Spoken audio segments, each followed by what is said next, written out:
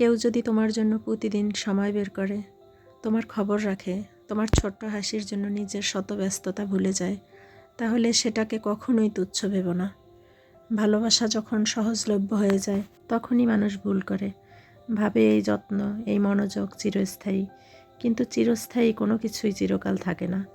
যে মানুষটা তোমার প্রতিটি খুঁটিনাটি মনে রাখত, তোমার প্রতিটা কথা গুরুত্ব দিত, তার ধৈর্য একদিন শেষ হয়। একটা সময় আসে যখন সে আর অপেক্ষা করতে চায় না, আর চেষ্টাও করতে চায় না।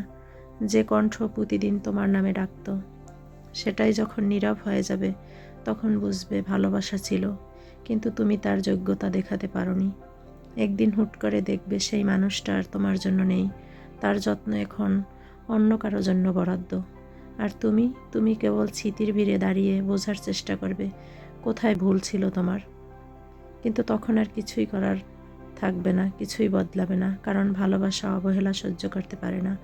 একবার চলে গেলে আর ফিরে আসে না। এটাই বাস্তব। আর বাস্তব কঠিন হলেও সত্য। অনেকের জীবনেই আমার এই কথার সাথে মিলে যাবে। হ্যালো এভরিওয়ান, আসসালামু আলাইকুম। সবাই কেমন আছেন?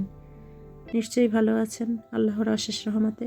আর আমরাও আলহামদুলিল্লাহ আপনাদের দোয়ার বদৌলতে ভালো আছি।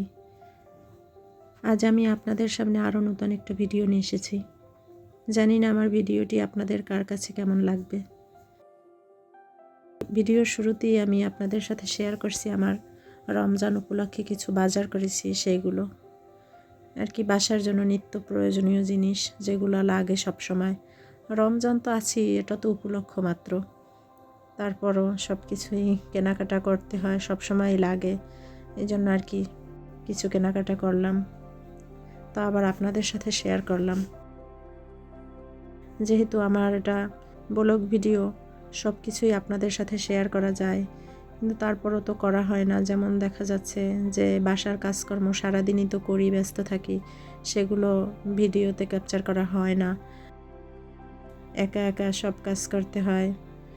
কাজের বুয়া আছে, তারা তো অন্যান্য কাজ করে, নিজেরই তো সংসারের সব দায়িত্ব বহন করতে হয়, তাই সময়ও পাই না। যখন সময় পাই তখন কিছু দেখাবার চেষ্টা করি আপনাদেরকে। জানি না আপনারা কে কিভাবে নেবেন আমার এই কাজগুলোকে, তবু আশা রাখি আপনারা ভালোভাবেই নেবেন। আমার ভিউয়ার্সরা যদি আমার কাজগুলো পছন্দ করেন, তাহলে আমিও উৎসাহ পাবো ভিডিও বানাতে এবং আপনাদের সাথে সব কিছু শেয়ার করতে।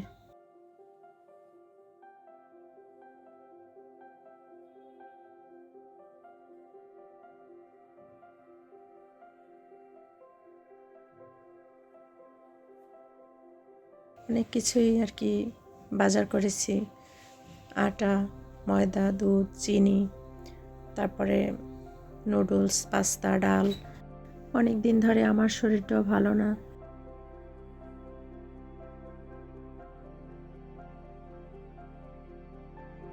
আবহাওয়া চেঞ্জ হচ্ছে, সাথে সাথে মানুষের শারীরিক অসুস্থতা সুস্থতা মিলিয়েই আর কি চলতেছে।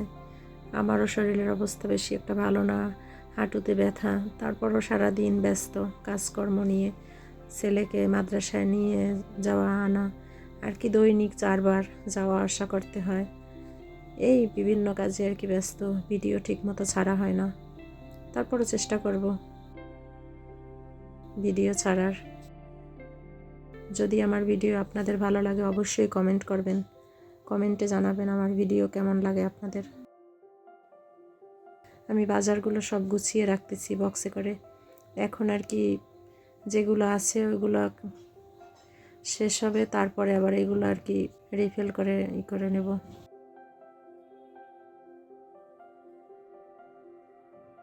আমি এভাবেই আর কি বাজার শেষ হওয়ার আগে আবার সব কিছু এনে রাখি। সবসময় আমি বাজার বেশি বেশি আইনা ঘরে রাখি, কারণ কখন কোনটা লাগে আর বারবার তো কেনাও যায় না, কেনাকাটা করা হয় না, তাই বেশি বেশি আমি সব কিছু একবারই কিনি।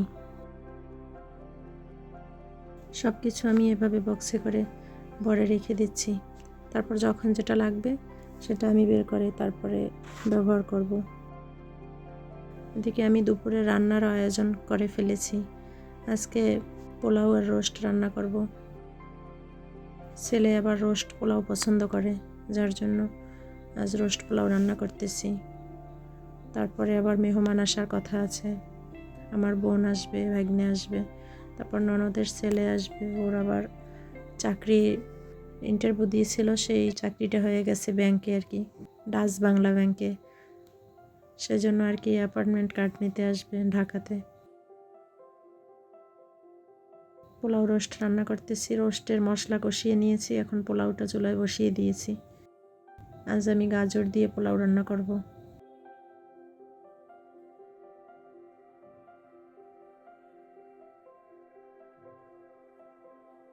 পোলাওর জন্য আমি পেঁয়াজ ভেজে নিয়েছি, সাথে রসুন আর আদা বাটা দিয়ে দিয়েছি। দিয়ে এখন আমি চালটা দিয়ে আর গাজর দিয়ে চালটাকে ভালোভাবে নেড়ে কষিয়ে নেব। পোলাওর চাল ভালোভাবে যদি ভেজে নেওয়া হয় তাহলে আর কি পোলাওটা রান্নার পরে অনেক ঝরঝরা হয় এবং সুন্দর হয়। আর পোলাওতে সবসময় গরম পানি দেওয়ার চেষ্টা করবেন, তাহলে পোলাও অনেক ভালো হবে। আর আমার তো রান্না করতে করতে এখন সব কিছুই ইজি হয়ে গেছে, কারণ চালে কতটুক পানি দিতে হবে সেটা রান্না করতে করতে একটা আন্দাজ হয়ে গেছে, এখন আর মেপে দিতে হয় না। আমি সব কিছু দিয়ে দিয়েছি, ঘি দিয়েছি, তারপর কেওড়া জল, গোলাপ জল এগুলো দিয়ে দিয়েছি একবারে। তারপরে আমি হালকা চিনি দিয়েছি এবং গুঁড়ো দুধ দিয়েছি। গুঁড়ো দুধ দিয়ে পোলাও বানালে পোলাওটা অনেক খেতে দারুণ টেস্ট হয়। আর রোস্টে আমি টক দই দিয়ে দিলাম, মশলাটা আগেই কষিয়ে নিয়েছি। এদিকে ফাঁকে আবার ছেলের জন্য পরোটা বানাচ্ছি, আর মেয়ে চা বানিয়ে খাবে, তাদের জন্য চা আর পরোটা বানাচ্ছি। কারণ সকালে আব্দুল্লাহ নাস্তা খায়নি, ও মাদ্রাসা থেকে এসে বলতেছে মামাকে পরোটা বানিয়ে দাও, আমি পরোটা খাবো, তাই তাদের জন্য আর কি এই আয়োজন। এদিকে আমার পোলাও রান্না হয়ে গেছে, রোস্টের মশলা কষিয়ে নিয়েছি, এখন রোস্টের মাংসগুলো ভেজে নিচ্ছি। রোস্টের মাংস বেশি ভাজবো না, হালকা করে ভেজে নেব। বেশি ভাজলে রোস্টের মাংসটা আর কি শক্ত হয়ে যায়, খেতে ভালো লাগে না তেমন একটা।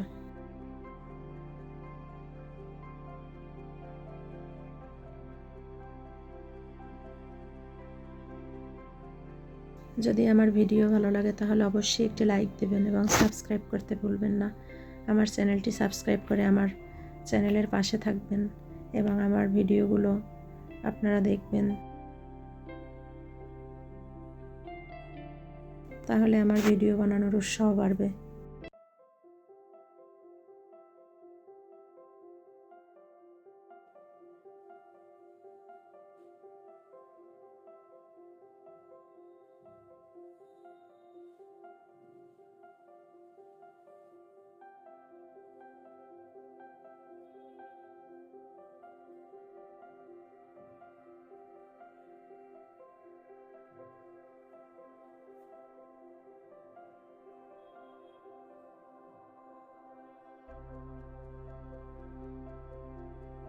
আমার রোস্ট প্রায় রান্না হয়ে গেছে, আর আমি পেঁয়াজ বেরেস্তা ভাজতেছি রোস্টে দেওয়ার জন্য। বেরেস্তাটা ভেজে আমি রোস্টে দিয়ে দেব, তারপর একেবারে ভুনা ভুনা করে নেব ঝোলটা টানিয়ে। রোস্টে আমি কখনোই পানি দিই না, আমি দুধ দিয়েই রান্নার চেষ্টা করি। আজকে আমি পানিও দিয়েছি এবং দুধও দিয়েছি, কারণ লিকুইড দুধ ছিল না বাসায়, তাই আর কি। তারপরও খেতে ভালোই হয়েছিল রোস্টটা। কেওড়া জল আর একটু গোলাপ জল আর ঘি দিয়ে দিয়েছি রোস্টে। আমার রান্না হয়ে গেছে, এখন আমি টেবিলে সার্ভ করে দিচ্ছি। অবশ্যই আমার ভিডিও ভালো লাগলে একটি লাইক দিবেন, আর ভালো থাকবেন সবাই, আমাদের জন্য দোয়া করবেন। আর আমিও আপনাদের সবার জন্য অন্তর থেকে দোয়া করি, আল্লাহ যেন সবাইকে ভালো রাখে, সুস্থ রাখে। আসসালামু আলাইকুম।